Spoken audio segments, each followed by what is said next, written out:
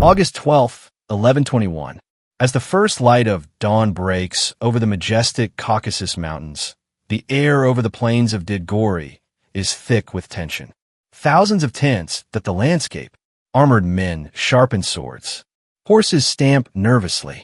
A storm is coming, not of wind or rain, but of steel, blood, and fire. This is not just another battle. This is the day Georgia's destiny is forged. Welcome to What Happened, where we unravel the greatest moments in history, one country at a time. And for our 24th chapter, we are exploring the Battle of Didgori. The 12th century. The kingdom of Georgia is surrounded by enemies. To the east, the powerful Seljuk Empire, a force that has already swept through much of the Islamic world and threatened Byzantium. To the north, restless tribes. To the west, internal divisions. Georgia, once proud, has been fractured and weakened by invasions and political chaos. But then, like a light in the darkness, came a man, King David IV. Not a warrior by birth, but a builder, a reformer, a unifier. David the Builder. He reorganized the military. He strengthened the church. He centralized the monarchy. And perhaps most importantly, he welcomed 40,000 Kipchak warriors into Georgia, giving them land, purpose, and a reason to fight.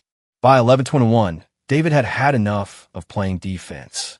The Seljuks had sent a colossal army, made up of Turks, Arabs, Persians, and other Muslim allies, over 200,000 strong.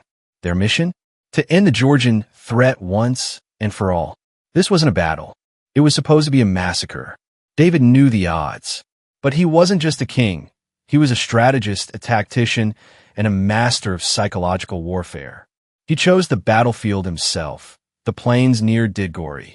He positioned his forces in the hills. He kept his elite cavalry hidden. And then he waited. When the Seljuk coalition approached, confident in their size, David sent forward a small group of men waving flags, pretending to surrender. As the enemy commanders relaxed, the Georgians struck like thunder. In one ferocious wave, David unleashed his entire army. The hills roared to life with the thunder of hooves and the scream of war cries. Swords clashed. Arrows darkened the sky. Spears shattered against shields. The Seljuks, caught off guard and unable to organize, fell into panic. David's forces cut through their ranks like a blade through silk. The battlefield became a slaughter. The Seljuk generals were hunted down and slain. Bodies littered the plains. The surviving enemy troops fled in chaos, leaving behind their weapons, their banners, and their pride. It was an overwhelming, almost unbelievable victory. Despite being outnumbered nearly 4-1, David's army had crushed one of the most powerful coalitions ever assembled in the region. And Georgia? From that day on, it was no longer a fractured, threatened kingdom. It became a regional superpower. David entered Tbilisi, then a Muslim-held city, and made it the new capital. He established a golden age of culture, architecture, education, and military strength.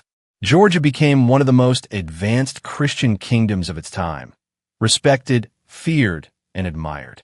The Battle of Didgori wasn't just a victory. It was a miracle celebrated even today. Every August 12th, Georgians mark Didgoroba, a national day of remembrance for the courage, sacrifice, and brilliance of those who fought. And what makes it all the more incredible? It wasn't won through brute strength. It was won with unity, with intelligence, with faith, a perfect blend of strategy, timing, and unbreakable will.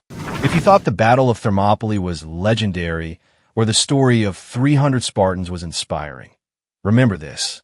55,000 Georgians stood against more than 200,000 foes and didn't just survive. They won. They changed the course of history.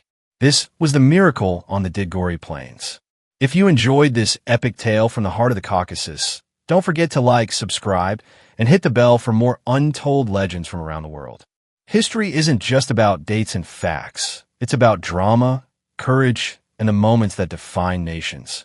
Until next time, stay curious and never underestimate the underdog.